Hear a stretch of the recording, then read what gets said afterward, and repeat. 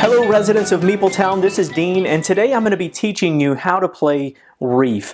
In Reef, you're each going to have your own player board, like so, and you're going to take one of each color of the coral pieces and put those on your board. Then each player is going to start off with 3 victory points and 2 cards. Now these cards will be hidden, but for the sake of the video, I'm going to keep them face up. Around the table, you're going to be putting these stacks of coral pieces in all their different colors. Then you're going to have the stack of cards here, and then 3 cards face up. You're also going to have 1 card face up on the top of the stack. Now you're ready to play. On your turn, you're only going to be doing one of 2 actions. You're either going to be drawing a card from one of these face up and putting it into your hand, and you're going to have a hand limit of 4. And then this card will go to replace this. Or you can take this card, but in order to take the card that's on the top of this stack, you're going to have to take one of your victory points and put it on the card out here that has the lowest amount of victory points. In this case, this has a 1, so I'll put a victory point right here, and then I could take this card. So I'll either take a card or I'll play a card. If I play a card, I'm going to do the actions listed on here in order. So in this case, I'm going to take 2 of the red coral pieces and I'm going to place them on my board. And this will matter because you can also score at the bottom of the board. This will show you the configuration of the different coral pieces in order to score the points. So let's say I want to play this card later on. Then I'm going to take 2 green pieces, put them on my board, and you can put them anywhere. You can put them here, you can stack them up on top of the other pieces. The only restriction is that you can only put them 4 high. So let's say I put these here and I then score. So in this case, I have to have a red and a purple orthogonally adjacent to each other. So I could score these 2 right here and I get 3 points. Now let's say that I had a purple tile here. I would score this twice because I've got 2 different sets. And you notice that it's purple and red on the card here, and this is purple and red. You can also score if it's in a different direction, but it's still side by side red and purple. So I'd get 3 points here, 3 points here, I'd get 6 points, and I'd put these into my pile.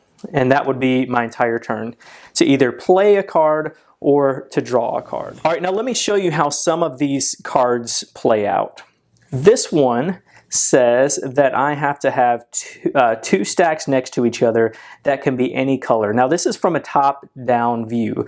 So if I had, I'm just going to throw some of the tiles out here. Let's say that this was my setup. Then I've got 2 stacks here that are different colors. That's going to be 2 points. And then another 2 stacks of 2 here. That's another 2 points. So this card would score me 4 points. This card says that I've got 4 high of green. Now that doesn't mean that I have to have 4 greens in one stack. It just means from the top-down view, I have a green. So this stack is 4 high with green on top. That one's going to get me 5 points. Some of them will have a plus next to it. So for example, here you've got 2 plus and 2 plus, 2 plus yellow, 2 plus green. If this was my stack right here, I would get 5 points for this stack. Same thing for some of these that will have 4 in a square.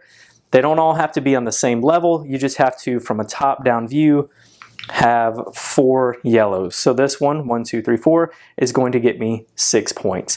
Now if I had 2 yellows here, I would get 6 points for this one, but I would not get 6 points for this set because these 4 are separate. I would have to have 2 more yellows at the bottom in order to be able to score 12 points. 6 points for this one, 6 points for this one. Now there's several other cards that are in the game and you can just look through the rule book and see how those play out, but that's the general idea of how those cards play out.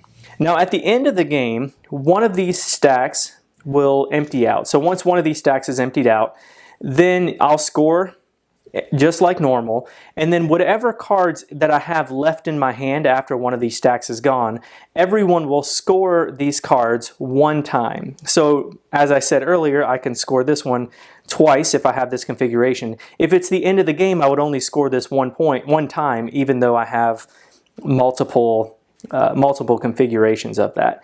So then after the game is over, you figure out whoever has the most victory points, and that player is going to be the winner. And that is it for Reef. Thanks for coming down to MeepleTown.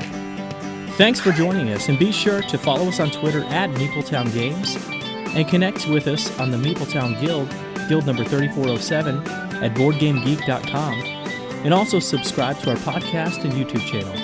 And until next time, thanks for coming down to MeepleTown.